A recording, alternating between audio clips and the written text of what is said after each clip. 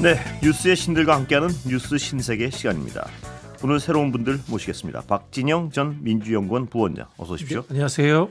정호김 전 의원 어서 오십시오. 네, 안녕하세요. 그리고 오늘 뉴스 정리해줄 MBC 현영준 기자 모셨습니다. 네, 안녕하십니까. 자, 오늘 주식시장은 정말 여러분들이 놀라셨던 것 같습니다. 주식시장 좀 정리해 주시죠. 네. 예. 그 미국과 이란 전쟁 여파가 이틀째 우리 증시를 강타하고 있습니다. 오늘 오전 코스피와 코스닥 지수가 동반 급락하면서 한국거래소에서는 두 시장의 사이드카와 서킷 브레이커를 연이어 발동했습니다. 둘 다 주식 매매를 일시 정지하는 겁니다. 예. 오늘 코스피는 698.37포인트가 하락해서 12.06%가 내린 5,093.54. 5천선이 코앞에 있습니다. 예, 겨우 지켰군요. 예. 네, 이렇게 마감되는데요. 이게 역대 최대폭의 하락입니다. 예. 그러니까 2001년 9.11 테러 당시에 12.02%가 하락해서 이제 종전의 최고 하락폭이었는데 예. 오늘 이것보다 더 하락한 겁니다. 그렇군요. 예. 삼성전자가 11.74% 하락해서 17만 2,200원. 예. SK하이닉스가 9.58% 내린 84만 9천 원 이렇게 기록했습니다. 원래 20만 전자 100만 닉스 이랬는데 예. 이제 이름이 무색하게 됐습니다. 환율도 현재 달러당 1,473.50으로 1,500원을 위협하고 있는 상황인데 이제 호르무즈 해협에서 10척 이상의 유조선이 불에 탔다는 이란 혁명 수비 대책 발표를 감안하면 예. 앞으로 유가, 주가, 환율까지 우리 경제에 악영향을 미칠 것으로 보입니다. 예. 자, 예. 그리고 이제 중동에 있는 우리 국민들을 예. 이제 수송을 하려고 예. 이제 전세기를 검토하고 있는데요. 이제 외교부가 중동 현지 교민 약 단기 체류 교민 한 4천 명 정도를 이제 우리 한국으로 수송해 오기 위해서 전세기를 지금 어떻게 운항해야 될까 고민을 하고 있는데 예. 이게 지금 상황이 쉽지가 않습니다.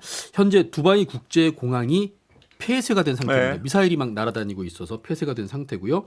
그래서 그 인근에 있는 무스카트 국제공항이나 리야드 킹 칼리드 국제공항 이런 곳들을 점검을 하고 검토를 하고 있는데 이게 좀 멉니다. 예. 중심지에서 멀어서 일단 대한항공 측은 이제 외교부로부터 전세기 운항 가능 여부를 이제 문의를 받았지만 예. 이게 운항할 수 있는지는 현지 상황과 항공 안전 동향을 종합적으로 고려해서 결정해야 한다 이런 입장을 지금 내놓고 있습니다. 그래서 대한항공 측에서는 향후 추이 외국 항공사들의 운항 여부 이런 걸 확인한 뒤에 전세기를 보낼지 네. 안 보낼지를 결정하겠다 이렇게 밝혔습니다. 지금 중동 지역 13개 국가에 우리 국민들이 전부 합치면 2만 1,000명 정도가 체류 중에 있고요. 예.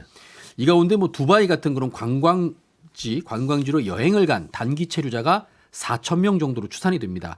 그런데 이게 4,000명을 한 번에 태울 수 있는 비행기가 예. 없죠. 그래서 투입돼야 될 항공기도 이게 한두 대가 아니라 10대 정도가 가야 하는 쉽지 않겠는데요. 네, 예. 상황입니다. 문제는 그것보다 과연 이 이란 사태가 벌어지고 있는 상황에서 사용할 수 있는 공항이 있느냐 예. 그걸 먼저 찾아야 되는 상황이고요. 그런데 이탈리아, 예. 체코, 영국 여기가 벌써 전세기 투입을 예. 시작했습니다. 군용기, 전세기, 버스 이것들을 이용해서 자국민 철수 조치에 나서고 있는 상황이라 예. 우리 정부만 지금 손 놓고 있을 수는 없는 상황이라고 합니다. 예. 자, 박진호 원장님. 지금 정부 대책 어떻게 보십니까? 일단 뭐 국민들 안전을 예. 위한 조치라든가 전세기를 띄우려고 한다. 이런 부분들은 잘하고 있는 것 같아요. 예. 그리고 뭐 기업들에 대해서도 지원을 하겠다. 예. 그리고 뭐 유가 관리도 잘하고 있다. 그런 생각은 드는데요. 다만 저는 우리가 이제 시작할 때도 주식 이야기도 했습니다만은 이 상황이라든가 전망 이런 부분들도 정부가 해도 되지 않나 예. 이런 말씀 좀 드리고 싶어요. 예, 어떤 이건 말씀이? 뭐 예. 이재명 정부뿐만이 아니라 역대 정부의 우리 이른바 외교부나 국정원의 관료들이 이런 일이 있을 때마다 나오는 결론은 중동 상황을 예의주시하고 예, 있다. 예. 예의주시하고 있다. 예. 이것만 계속 들었거든요. 예. 근데 국민들은 예의주시 이상의 정보를 원합니다. 예. 왜냐하면 개별 국민이 다 경제 주체고 글로벌 이런 위기에 대해서 예. 위기의식을 갖고 있거든요. 그런 부분에서 저는 좀 더 적극적인 행정을 통해서 그런 것들까지도 국민들에게 주어지면 좀 더 안심할 수 있지 않을까. 정부 차원에서 좀 구체적인 정보를 바탕으로 한 전망을 좀 내놨으면 한다. 네, 그랬으면 좋겠습니다. 네. 근데 약간 만약 틀릴 경우에 대한 리스크 때문에 그런 거 아닐까요? 뭐 그런 예. 부분에 있어서는 최소한의 사실 예. 관계 확인들이라든가 예. 특히 어차피 이게 미국 중심으로 굴러가니까 미국의 워싱턴 상황이라든가 예. 이런 부분들에 대해서는 저는 뭐 뉴스도 나오는 상황에서 예. 정부도 충분히 그렇게 할 수 있다고 봅니다. 예, 동의하십니까, 정호김 의원님? 예. 네, 근데 중동 정보를 우리가 확보하는 것이 굉장히 제한돼 있죠. 과거에 이란 정보는 주로 일본 기업에 의해서 예. 많이 확보가 됐는데 아마 그 정보는 제한적일 거고요. 오히려 지금 미국 워싱턴 내 상황에 대해서는 뭐 이미 언론을 통해서도 예. 많이 보도가 되는데 사실 이 트럼프의 이번에 이 그 소위 이란에 대한 공습도 그렇고요. 지금 그 표현이 그렇잖아요. 영원히 전쟁을 수행할 능력이 있다. 이런 표현을 하는 것을 보고 굉장히 큰 우려가 생겼습니다. 정부가 아무리 대응을 잘해도 이게 국제사회가 상호 의존 사회이기 때문에 당장 코스피 지수 떨어지는 거 보세요. 우리가 뭘 잘못해서 네. 떨어지는 건 아니지 않습니까? 무섭게 떨어지고 있습니다. 그리고 예. 비축류도 다른 나라에 비해서 꽤 여유가 있다고는 하지만 중장기 전략을 잘 짜지 않으면 그리고 코스피가 계속 이런 식으로 내려간다면 아마 정치권에서도 굉장히 민감할 거예요. 특히 민주당. 예, 정부가 확보한 정보를 바탕으로 해서 좀 적극적인 전망을 해야 된다는 박 원장님의 말씀에 대해서 어떻게 생각하십니까? 근데 이제 네. 아까 제기하셨듯이 정보가 얼마만큼 정확하냐. 네. 그리고 정보라는 것이 결국은 그러면 이란이 후계 체제를 구축해서 어느 정도까지 대응할 태세를 갖추고 있는가. 네. 또 미국은 처음에 4주 정도에서 끝내려고 하다가 지금은 이제 뭐 지상군 네. 파견에 뭐 해군이 유조선을 보호하고 호르무즈가 이렇게 봉쇄되는 건 역사상 처음이라는 거 아니겠습니까? 그렇기 때문에 우리로서는 현실적인 대안이 불가피하다. 이거는 비단 우리의 사정일 뿐만 아니라 다른 나라도 별다르지 않을 예. 것이다 이런 생각이 드네요. 예. 말씀을 좀 이어가고 예, 싶은데요. 이번 사건뿐만이 아니라 예. 한국 사회에 이제 관료들이 가지고 있는 정보의 양과 취득하는 방식의 문제를 지적하지 않을 수가 없는데요. 예. 외국에 나가서 사업하시는 분들은 다 알 겁니다. 국정원이나 외교부보다 글로벌 대기업이 훨씬 더 많은 정보를 가지고 있다. 예.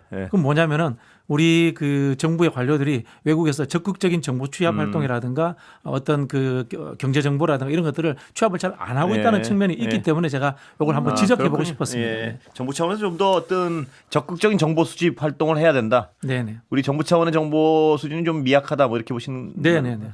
예. 근데 아까 그 전망 자체는 좀 쉽지 않다는 생각이 드는 게 이게 그렇죠. 뭐, 이제 예. 최소한의 예, 전망이라고 그렇습니다. 이야기를 했습니다. 이게 뭐냐면 잘못 전망하면 이 주식 뭐 네네네. 이 경제 활동 이런 거에 직접적으로 연관이 돼 있어가지고 리스크가 좀 크긴 한 것 같아요 보면. 예. 자, 현 기자 오늘 국내 문제로 좀 다시 돌아와 볼까요? 네. 김성태 쌍방울 전 회장이요. 말한 녹취록이 공개됐는데 이게 파장이 큽니다. 네, 그렇습니다. 김성태 전 쌍방울 회장이 예. 이재명에게 돈 준 사실이 없다. 예. 이런 취지로 이제 자신의 측근에게 말한 녹취가 보도됐습니다. 교도소에서 녹취한 거죠, 그러니까 이게. 구치소에서. 예, 구치소에서. 예. 예. 인터넷 매체 시민 언론 민들레라는 예. 인터넷 매체의 단독 보도인데요.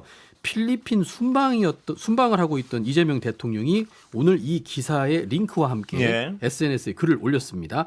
이 대통령은 이렇게 표현했는데요. 정의 실현하라고 국민이 맡긴 수사 기소권으로 누군가를 죽이고 빼앗고 감금하기 위해 하는 증거 조작, 사건 조작은 일반 범죄자가 저지르는 강도나 납치 살인보다 더 나쁜 짓 이렇게 예. 적었습니다.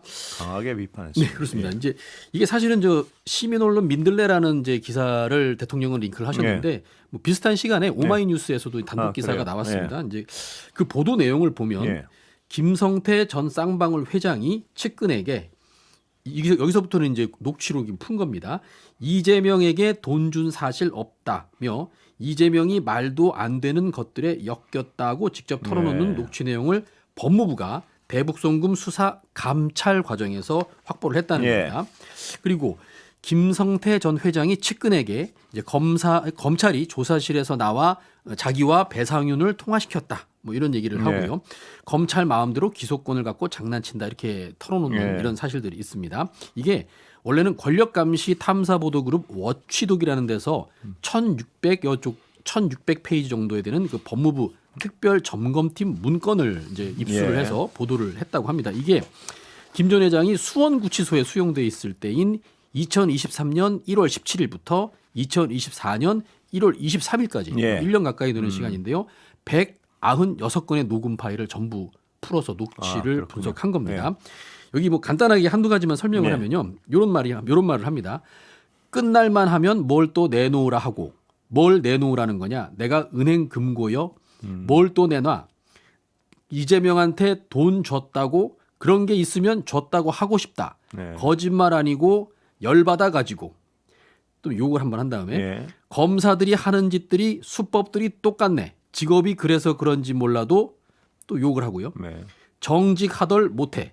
아 더러운 놈의 욕을 또 합니다. 네, 이런 얘기를 이제 하나 네. 하고요. 또 이 녹취 한 2달쯤에는 김 전 회장이 이제 면회를 온 구치소에 면회를 온 측근한테 징그럽네, 징그러워 또 욕을 하고요. 예. 더러운 거 걸려가지고 이재명이 괜히 말도 안 되는 그런 이상한 것들에 엮여가지고 예. 라고 이제 표현하는 부분이 있습니다. 예. 요거는 그러니까 이재명 대통령이 지금 검사들한테 잘못 걸렸다. 예. 잘못 걸려서 이상한 거에 엮여 있다. 예. 이렇게 표현하는 겁니다. 이 보도가 나오자 이제 더불어민주당의 이제 한병도 원내대표 지금 그 공소 취소 모임과 합쳐진 네. 그 국정조사 추진위원회 위원장이기도 하죠. 이런 얘기를 했습니다. 민주당은 국정조사를 통해서 대장동 쌍방울 대북 송금 서해 공무원 피격 사건 이런 정치검찰의 조작 기소 진상을 낱낱이 네. 규명할 것이다. 이렇게 지금 얘기를 했습니다. 저 녹취가 말입니다. 나중에 쌍방울 김성태 회장이 180도 녹취를 바꾸지 않습니까? 그거랑 시기가 일치합니다 보면. 거의 비슷하네요. 예, 어떻게 보셨습니까? 저 녹취가 사실이라면은 검찰에서 예. 공소 문제를 다시 판단하지 않겠습니까? 예. 저는 이 사건 자체가 완전 조작이라고 예. 생각을 합니다. 원래 이게 변호사비 대납 사건이지 않습니까? 예. 쌍방울이 이재명 경기지사의 변호사비를 대법관이었던 권순일 변호사에게 대납했다 예. 이야기였는데 그게 무죄가 나오니까 대북 송금 사건으로 확 예. 바뀝니다. 예. 성립되지 않는 게요. 경기도지사가 북한을 방문하려면은 통일부와 국정원의 허가를 득해야 됩니다. 예. 그런 상황에서 기업을 통해서 돈을 주고 본인이 북한을 방문하겠다는 설정 자체가 이게 말이 안 되는 예. 황당한 설정입니다. 그런 부분에서는 조작이다라는 생각이 들고요. 저는 이 김성태 그 회장의 녹취록 이전에 김성태 회장이 태국에 은거에 있습니다. 숨어 있다가 들어오는 그 순간부터 저는 검찰과 딜이 있었다라고 의심을 합니다. 예. 그 당시에 저도 김성태 회장이 정치인들과 많이 친하기 때문에 소식을 많이 들었는데요. 이분이 절대 한국에 들어올 일이 없다라는 이야기를 수없이 했다라고 합니다. 그런데 갑자기 들어오게 됩니다. 그 들어오는 과정에서 저는 이재명 경기지사와 엮어서 검찰이 이른바 조작을 하려고 했지 않았나라고 의심합니다. 예, 정 의원님 어떻게 보셨습니까? 이 보도. 네, 아주 놀라운 자료가 나왔는데요. 여기 지금 그 법무부 특별점검팀이라 하면 지금 정부의 법무부가 만든 특별점검팀을 예. 말하는 예. 것인 것 같고요. 그다음에 이것을 확보한 그룹은 시민단체입니까? 탐사보도그룹, 예. 워치독. 그다음에 단독 보도는 시민언론 민들레와 예. 오마이뉴스가 했다는 예. 거잖아요. 근데 전체적으로 지금 1600쪽이잖아요. 예. 그렇기 때문에 이게 이제 그 다른 언론에 보도가 되기 위해서는 1600쪽이 전부 공개가 돼야 되지 않을까. 예. 지금 이제 일부가 발췌가 예. 된 거 아니겠습니까? 근데 지금 이거는 지금 현재 그 소위 재판의 내용하고는 그걸 부정하는 내용인 거잖아요. 그래서 이것과 관련해서 대통령도 상당히 예민하게 지금 반응을 하는 것 같아요. 여기 보면은 이거를 그 글을 링크해서 올리면서 이렇게 증거 조작, 사건 조작하는 것은 일반 범죄자가 저지르는 강도, 납치, 네. 살인보다 더 나쁘다 이렇게 네. 아주 강한 그렇습니다. 어조로 네. 올렸는데요. 글쎄요, 저는 이것만 가지고 무엇이 사실인지를 제가 판별할 능력은 네. 안 됩니다. 그리고 지금 이 김성태라는 사람의 이 말본세라고 네. 합니까? 이것도 그렇고 또 수시로 말을 바꾸잖아요. 네. 우리가 이 대통령의 사법 리스크를 목도하면서 이렇게 수시로 권력에 따라 말을 바꾸는 몇 사람을 봤어요. 네. 그렇기 때문에 가장 중요한 거는 진실 확인이라고 생각을 하고요. 사실 어찌됐든 간에 쌍방울에서 대북 송금 해가지고선 지금 300만 불에 500만 불 해서 800만 불을 보낸 거는 네. 사실이고요. 그다음에 경기도에 소위 평화부지사라는 제도가 있어가지고 당시 지사였던 이재명 지사가 상당히 대북 사업에 관심이 있었던 것도 사실이고 예. 또 북한 인사들이 뭐 내려와서 접촉을 했던 것도 사실이고 그러나 그게 사실이라 그래서 지금 한쪽에서는 그렇기 때문에 이재명 지사를 위해서 대북 송금을 했다라는 것이고 지금 이 내용은 그렇지 않았다라는 것을 지금 이제 주장하기 위해서 나온 거잖아요. 그래서 어찌됐든 법적 절차를 통해서 진실이 무엇인지를 밝히는 게 맞다라고 생각을 하고요. 또 이제 그 민주당에서는 최근에 그 공소 취소 모임이라는 것도 만들어 가지고 상당히 공소 취소를 위한 그런 빌드업을 했는데요. 이것이 그 또 음모론을 그 좋아하는 사람들은 이게 하나의 연관선상의 시계열처럼 지금 공소 취소를 위한 그런 방향으로 나가는 게 아니냐. 우리는 진영으로 갈려 있으니까 또 그렇게 생각하는 사람들도 네. 있지 않겠습니까? 제가 볼 때 가장 중요한 건 진실입니다. 예. 뭐 혹시 덧붙일 말씀 있습니까? 맞는 말씀입니다. 예.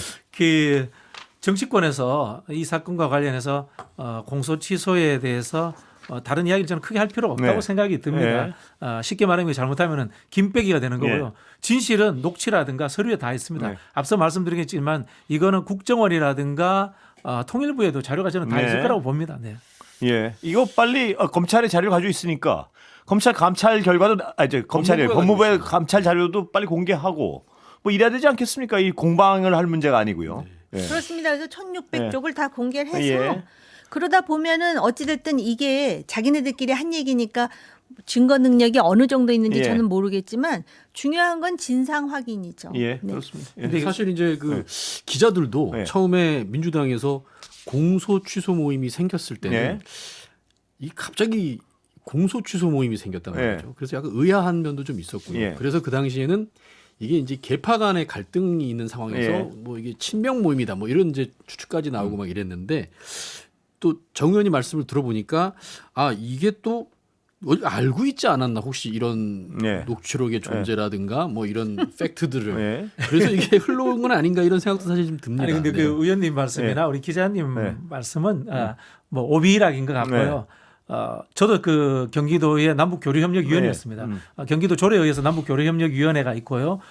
그리고 그 위원장이 평화부지서고 정권을 행사할 수 네. 있습니다. 그럼에도 불구하고 한국의 관료 사회를 이해하는 사람들, 한국의 허가 시스템을 아는 사람들은 중앙정부의 허가 없이 도지사가 방북한다는 것 설정 자체가 황당무계하다는 네. 것을 다 알고 있습니다. 이건. 예. 딱 1분 남았는데요. 지금 광고 들어갈 때까지. 혹시 덧붙이고 싶은 말씀 있으면? 근데 만약에 예. 공소 취소 모임 국회의원들이 그걸 알았다면 예. 순서가 잘못된 거죠. 예. 이러한 것에 대한 진실 확인이 확실하게 무르익은 다음에 하면 모를까. 그게 먼저 만들어졌는데 이게 터지면 예. 사람들이 오히려 의심을 더 하지 않겠습니까? 예. 광고 들을 때까지 시간이 아주 어중간하게 남았습니다. 이게 그 말씀하시죠. 저기 삼국지 연의의 네. 조조가 네. 양수라는 장수를 목을 베잖아요. 괜히 그 청기를 누설한 거지 않습니까? 이 정치인들도 조심해야 돼요. 예. 네. 예. 오해 살릴 가능하면 안 해야 돼요. 네. 예. 지금 예. 법무부의 감찰 자료는 빨리 어떤 진상에 대해 정리를 해서 국민들에게 밝혀야 될 것 같습니다. 이 감찰에 드러난 내용하고 그 의혹들을 의혹 없이요. 빠른 시간 내에 밝혀야 될 것 같습니다. 이런 보도도 나왔고요. 예. 자, 현영준 기자. 네. 지금 조희대 대법원장에 대한 사퇴 압박 여권에 네네. 거세지고 있습니다. 예. 자 이게 사실은요 예. 어제였죠. 조 대법원장이 이 청사에 출근하다 예. 기자들을 만나서 이런 얘기를 했습니다. 그 사법개혁 3법 통과를 놓고 예. 국회 입법 활동을 전적으로 존중한다. 예. 그렇지만 국민들에게 해가 되는 내용은 없는지 마지막까지 심사숙고해달라. 예. 이러면서 우리 제도를 근거 없이 폄훼하거나 개별 재판을 두고 법관들에 대해 악마화해선 안 된다면서 이 사법개혁 3법에 대한 분명한 반대 입장을 예. 내놓은 거죠. 자, 이게 이제 촉발이 돼서 민주당이 이 조희대 대법원장에 대한 이제 사퇴 압박을 네. 하기 시작한 겁니다. 네. 이제 정청래 대표가 최고위원회의에서 그 조 대법원장을 향해서 만사에 다 때가 있고 사퇴에도 적절한 타이밍이 있다. 이러면서 이제 거취 표명을 얘기를 한 거죠. 지금 사법개혁에 대한 저항군 우두머리 역할을 하는 것이냐. 사법개혁 3법에 대해 그동안 얼마나 많은 국민이 염원했고 국민에게 얼마나 많은 지지를 받고 있는지 진정 모르느냐 이렇게 얘기를 하면서 일말의 양심의 가책도 없느냐. 조 대법원장에게 다시 정중히 권한다. 예. 거취를 표명하길 바란다. 이러면서 자진 사퇴를 요구한 예. 겁니다. 또 법사위원장 추미애 의원도 페이스북에다가 조희대의 사법부는 헌법과 법치 수호를 하지 않고 국민의 신임을 배신했다. 예. 스스로 돌아볼 줄 모르는 조 대법원장은 거취를 속히 정해야 한다. 예. 역시도 거취 표명을 밝혀라 이런 거죠. 예. 그러면서 오늘 민주당 내 강경파 의원 모임인 국회 공정사회 포럼이 조희대 대법원장 탄핵 공청회를 열기도 했습니다. 예. 여기서 이제 소속 의원인 민영배 의원께서 사법개혁 3법이 통과되면서 법원 행정처장이 아니라 조 대법원장이 그만뒀어야 한다. 조 대법원장이 사퇴하지 않으면 사법개혁도 몹시 어려워진다. 이렇게. 민주당의 분위기는 지금 탄핵 쪽으로 가겠다는 건가요? 지금 아직까지는 거기까지는 아니고요. 네, 네. 이제 사퇴 표명, 거취 표명을 해라. 사퇴 스스로- 합당을 하는 스스로 단계고 강경파들이 지금 예. 탄핵 얘기를 하고 예, 있는. 원장님 어떻게 보셨습니까? 민영배 의원이 이제 예. 광주 전남 통합시장 출마 예정자인데요. 예.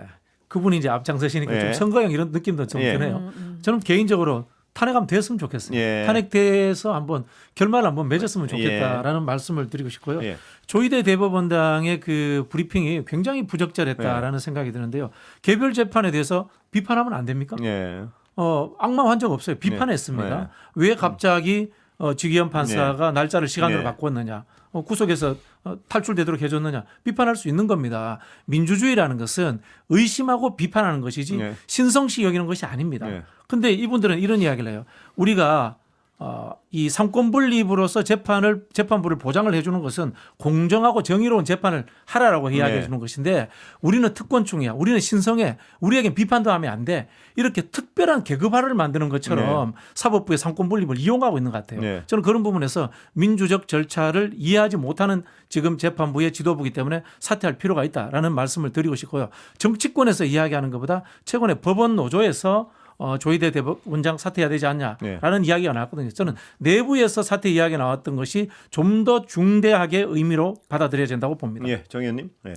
저는 지금 만약에 대법원장을 탄핵 소추하게 되면은 의결 종족수가 제적 의원 과반수 찬성이면은 탄핵 소추 의결안이 예. 가결이 되더라고요. 그러니까는 지금 일련의 사퇴 압박은 그러면은 탄핵으로 가기 위한 하나의 지금 단계를 밟고 있는 것인가. 저 개인적으로는 굉장히 우려하는 게요. 예. 지금 이제 그 대법원장의 발언을 보면 물론 조희대 사법부가 이재명 대통령의 대통령 후보 때 공직선거법 위반과 관련해서 대법원에서 유죄 취지로 파기환송한 것에 대한 굉장한 원망을 갖고 있다는 걸 제가 알고 있습니다. 그런데 그거를 조희대 대법원장 혼자서 한 것이 아니라 전원 합의체로 한 것이고요. 또 그 재판의 내용을 보면 1심에서는 굉장한 그 소위 그걸 뭐라 그럽니까? 중형이 나왔었죠. 네. 근데 2심에서 그게 무죄가 나왔고 3심에서 이제 그렇게 된 거거든요. 그런데 오늘 이제 이 대법원장이 이런 얘기를 한 거는 바로 그 사법 관련 법안의 개정, 다시 말씀드리면은 대법관을 증언한다라는 거, 법 왜곡죄를 신설한다라는 거, 그다음에 재판 소원과 관련해서 지금 대법원장이 말한 것이 입법부의 입법 활동을 존중하고 민생을 생각해서 좀 심사숙고해달라라는 것이잖아요. 네. 그 법관을 악마화하지 말아달라고 한 것이 과연 제가 볼 때는 그렇게 틀린 말을 한 것 같지는 않습니다. 정 의원님 보시기에는 조희대 대법원이 한 그 판결 그거는 정당했습니까? 아니면 좀 이상했습니까? 대법원의 그 유죄 취지 파기 유죄 환송이요. 취지 파기 환송에 그거는 그 정당하고 정당하지 않은 네. 거는 개인적인 생각이겠지만 정 의원님 보시기엔 그 판결 자체 합리적인 판결이었습니까? 저는 전원 합의체가 네. 했고 나름대로 그 소위 뭡니까 허위 사실 유포입니까? 관련해가지고 인정한 거잖아요. 예. 저는 그거 자체가 그렇게 하자가 있다라고 생각하지 않는 그래요? 사람이죠. 예. 않는 사람이고 물론 그게 잘못됐다. 선거를 앞두고 선거 임박해서 이런 판결을 하는 법이 어디 있느냐 그러는데 그 당시 원래 그 선거법은 6개월 만에 끝내야 되는데 1심, 2심이 늘어졌던 이유도 있지 않았었습니까? 그 판결 과정에서 그 판결 자체에 대해서는 정당하다고 생각하실 수 있는데 그 과정 절차적 하자에 대해서는 어떻게 보십니까? 왜 저는 몇만 페이지짜리 뭐 받느니 못 받느니 이런 뭐 상황. 그거는 이제 논란의 여지가 예. 있다라고 생각을 하고요. 몇만 페이지 중에 또 이것이 다 지금 그 뭐라 그럴까 그 재판부에서 예. 그 자료가 또 거기 이제 첨부됨으로써 그렇게 그 양이 많다는 거잖아요. 지금 그걸 가지고 제가 앵커님하고 아니 제가 얘기하기에는 왜냐하면 제가 드리는 말씀은 네. 어, 아니요 무슨 예. 말씀이신지 예. 충분히 이해했어요. 예. 그럼에도 불구하고 또 재판부 나름대로 지금 설명을 하고 있지 않습니까? 예. 그런데 지금 지금 조희대 대법원장이 얘기하는 거는 대법원에서의 판결 가지고 얘기하는 게 아니라 지금 이 사법 개혁과 관련한 법안을 가지고 좀 더 수기를 하면 좋겠다. 이게 민생에 정말 필요한 법인지에 대해서 그리고 지금 민주당 내에서도 법 왜곡죄와 관련해서는 대통령이 제의 요구를 했으면 좋겠다라는 의견도 나오고 있지 예. 않습니까? 그리고 재판 소원과 관련해 갖고 소위 이제 이렇게 사심제 유사하게 하게 되다 보면은 제가 다른 곳에서도 얘기했는데 아마 법 왜곡죄와 재판 소원죄를 가장 먼저 적용할 사람은 윤석열 전 대통령일 것이다라는 얘기가 네. 윤석열 전 대통령 변호사들 입에서 나온다는 겁니다. 그래서 이것이 과연 민을 위한 것인가 정치인들을 위한 것인가에 대해서도 또 우리가 수없이 얘기를 해야 될 것 같고요. 그리고 심지어는 문영배 헌법재판관도 그 얘기 하더라고요. 그러니까는 이렇게 사법개혁이라는 이름으로 법을 바꾸는데 자신은 자신의 소신으로 볼 때 시스템이 잘못된 건 아니다. 휴먼 에러인데 휴먼 에러를 왜 시스템 에러로 인식하고 이걸 다 바꾸려고 드느냐 이런 얘기를 하거든요. 네. 그러니까 저는 물론 법 전문가는 아니지만 과연 이것이 국민이 그동안 염원했던 사법개혁인지에 대해서는 대통령이 그동안 그 지지가 굉장히 높잖아요. 거의 70% 육박하고 신뢰를 받고 있는데 이게 또 큰 그림으로 보면은 지금 민주당이 입법 행정을 독주하고 있는데 사법부도 이렇게 쥐락펴락하려고 하는 게 아니냐. 정말로 탄핵을 하시게 되면은요. 만약에 이것이 모르겠습니다. 일정상 지방선거 전에 탄핵으로 가게 되면 오히려 민주당 지지도에 저는 영향을 줄 것이라고 봅니다. 예. 저는 그왜 정치의 문제로 보기보다는요. 말씀하신 것처럼 휴먼 에러라고 봅니다. 네. 저런 사람이 대법원장이 되는 절차와 제도 문제 있지 않아? 네. 뭐 이런 말씀도 좀 드리고 싶고요. 실제로 그 헌법기관의 장이 국민적인 신뢰를 잃으면은 저는 그만두는 게 맞다고 봅니다. 네. 그만둬야지 오히려 말씀하신 것처럼 과거에 우리 조직을 지키기 위해서 시스템을 지키기 위해서 이런 하나의 변명도 저는 통하는 상황이 아닌가 그런 생각이 들고요.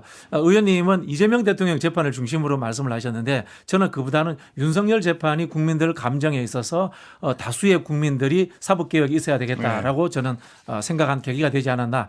말씀하신 것처럼 개별 재판부를 악마화했다. 이건 직위원 재판부를 이야기하는 겁니다. 예. 국민들이 다 그렇게 보고 있습니다. 비판적 예. 시각으로 보고 있기 때문에 이 직위원 이 조희대 대법원장은 지금 상황을 탓하기 전에 상황의 원인 제공을 누가 했는지에 대해서 되돌아봐야 되는데 그런 되돌아보는 성찰을 하지 않는 사람이고 예. 그런 사람이 지금 사법부의 수장이기 때문에 수장으로서의 신뢰를 상실했다는 겁니다. 저는 사법부가 완벽하다고 생각하지 않습니다. 예. 그러나 민주주의라는 게 그렇지 않습니까? 그런데 삼권 분립이 되고 사법부가 나름대로 어떤 정의의 보루로서 물론 지금 우리나라 사법부에 지금 아까 제기하신 그 문제는 개선돼야 되는 것이 맞다고 생각을 하고 또 보수의 입장에서는 조희대 사법부보다 그 전에 김명수 사법부가 훨씬 더 문제가 많다라고 생각을 하는 측면도 있습니다. 근데 이번에 윤석열 전 대통령의 이 재판과 관련해서 조희대 사법부라서 무기징역을 선고했다 그러는데 조희대 사법부에 포함된 이진관 법원도 있지 않습니까? 네. 그렇기 때문에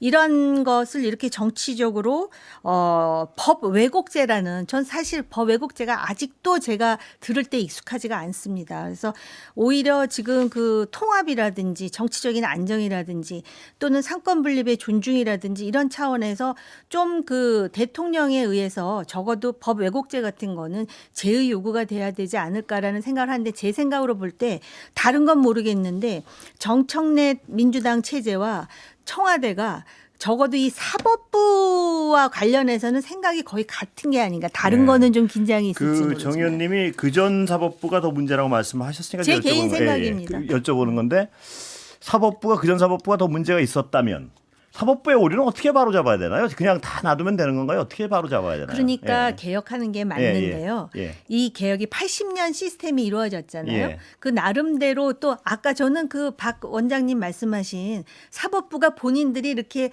어떤 계급 사회의 이 위계에 위에 있다라고 인식하는 그런 아마 법관들도 있을 거라고 예. 생각을 합니다. 예. 그런데 예를 든다면 이런 겁니다. 지금 뭡니까? 대법관 증언과 관련해서도 이 대법관을 증언하는 게 필요할지도 모르겠습니다만은 왜 불필요한 오해를 낳게 만드는지 모르겠어요. 그러니까 한꺼번에 지금 이재명 정권 하에 22명이 바뀐다 그러면은 이거에 대해서 비판하는 건 어떻게 보면은 자연스러울 수도 있거든요. 그러니까 이렇게 개혁을 하되 지금 정부에서는 이만큼만 하고 이런 식으로 뭔가 이렇게 민주당이 민주당 주도로 민주당에 유리한 사법부 장악을 시도하는 게 아니다라는 인식을 주는 게 오히려 통합에도 사법부 개혁을 하지 말라는 뜻은 아닙니다. 저는 뭐 그 사법부 개혁은 정부가 하는 것은 절대 아니고요. 네. 정부는 사법부 개혁하면 안 됩니다. 이거는 입법권을 가진 국회에서 해야 되는 것이 맞다라는 생각이 들고요. 동일한 대한민국 대법원인데 왜 정치적 성향에 따라서 판결이 다르게 나옵니까? 이진관 판사 이야기가 나오고 지기현 판사 이야기가 나오고 조희대 대법원장 이야기가 나오고 다 다르잖아요. 그죠? 이렇다는 것 자체는 사법체계가 무너졌다는 거예요. 법을 해석하는 자리에 있는 것이지 자기들 마음대로 법률적 양심을 개인의 양심으로 취한해가지고 자기들 정치적 성향에 따라서 판결하면 안 되는 거지 않습니까? 그런 부분에서 사법부는 진보적 판결을 했던 보수적 판결을 했던 이미 저는 무너졌다라고 보고 있고요. 그리고 저는 오히려 지금의 민주당 주도의 사법개혁이 미흡하다고 봅니다. 저는 사법개혁이 아니라 사법민주화가 완벽하게 이루어져야 된다고 봅니다.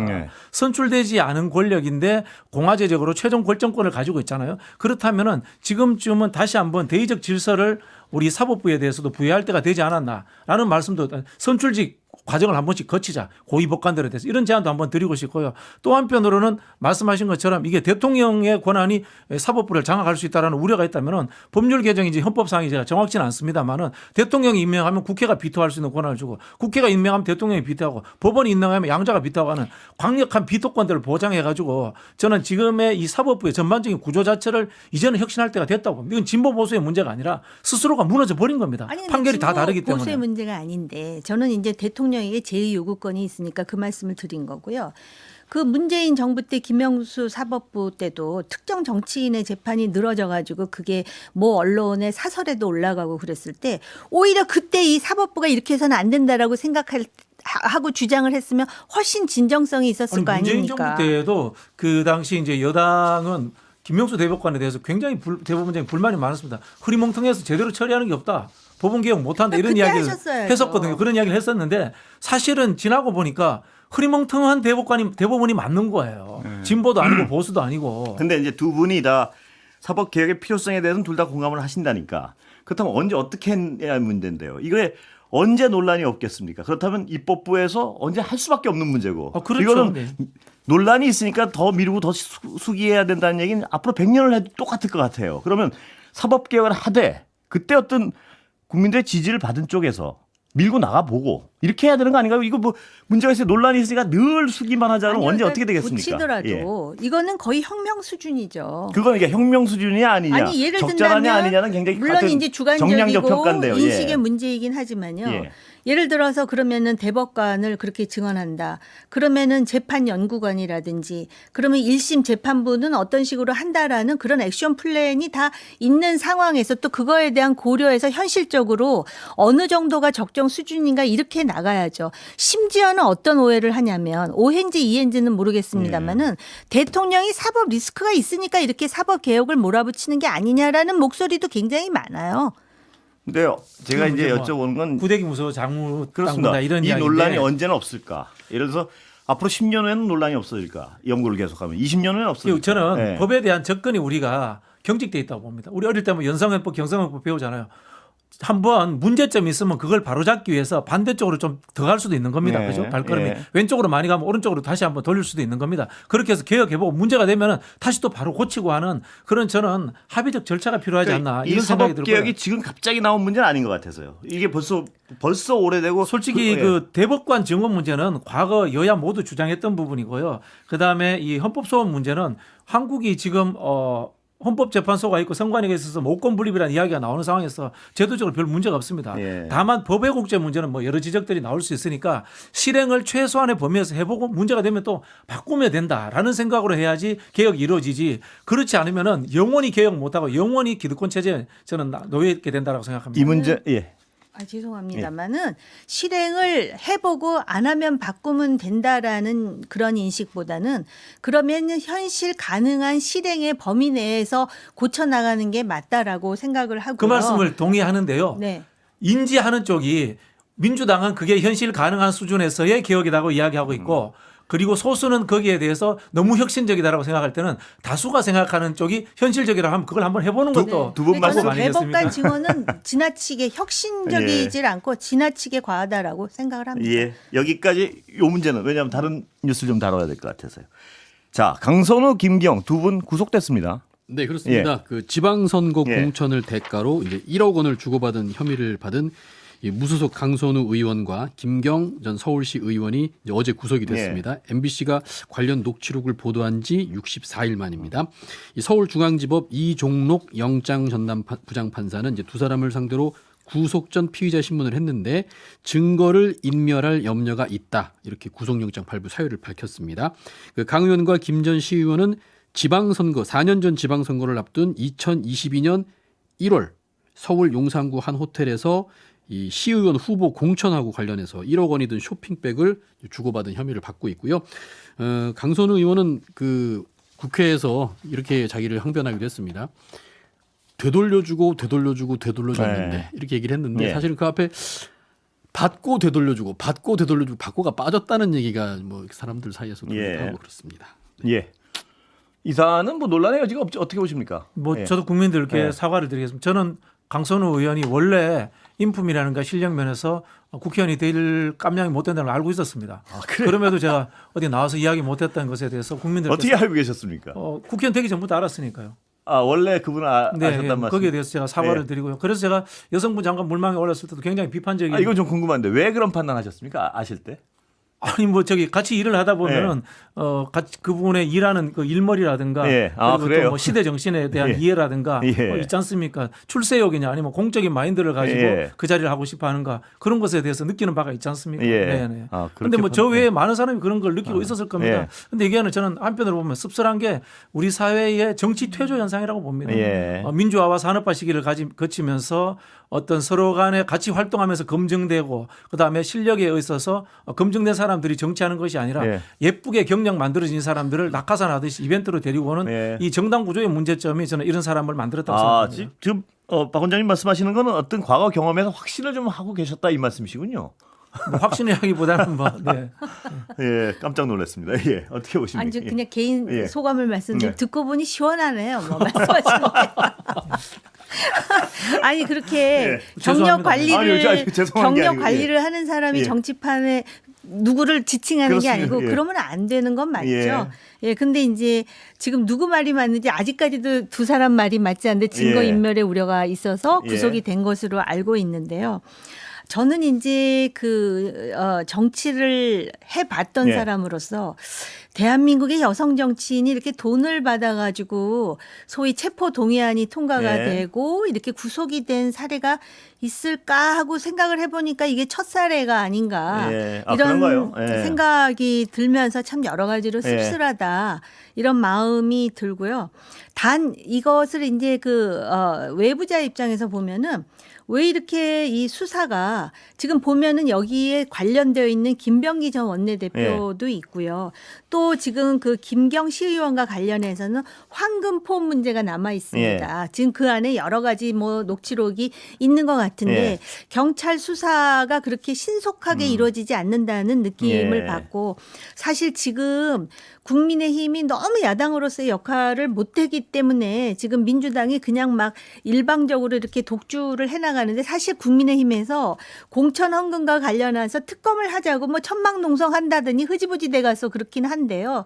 이거는 뭐 지금 어찌됐든 이런 공천 헌금도 그렇고 더군다나 민주당이 어쨌든 권력을 수임받은 책임 정당 아닙니까? 예. 그러니까 이런 문제에 대해서 여기서 꼬리 자르기가 아니라 정말 발본한다라는 그런 진정성을 가지고 아까 말씀하셨듯이 예쁘게 경력만 쌓는 사람이 다 드러나가지고 더 이상 그 정치판에 자리를 잡지 못하도록 그런 문화가 지금 그런 문화를 만드는데 민주당이 일단 솔선수범해야 된다고 생각합니다. 이 사건 자체가 민주당에서 발생한 네, 거죠. 뭐 맞습니다.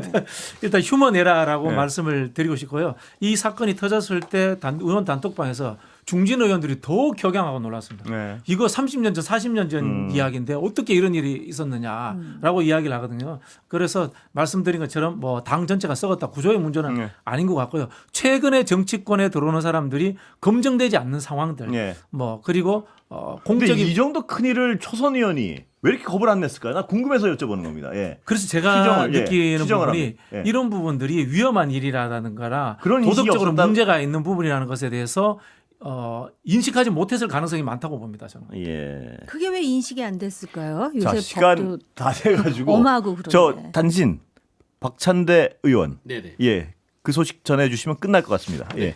그 더불어민주당이 삼선의 박찬대 의원을 인천광역시장 단수 후보로 선정을 했습니다. 예. 그 김이수 공천관리위원장이 이제 국회 기자간담회에서 민주당 중앙당 공천관리위원회가 박 후보를 인천광역시장 후보로 단수 선정했다 예. 이렇게 밝혔는데요. 그러면서 인천 토박이 박 후보는 평당원으로 입당해서 민주당의 든든한 기둥으로 성장했다. 예. 특히 2024년 말엔 원내 대표로서 비상한 계엄 정국 안에 내란 우두머리 윤석열 탄핵에 선봉이 됐다. 이렇게 말을 했습니다. 오늘 여기까지 듣겠습니다. 고맙습니다. 감사합니다. 고맙습니다.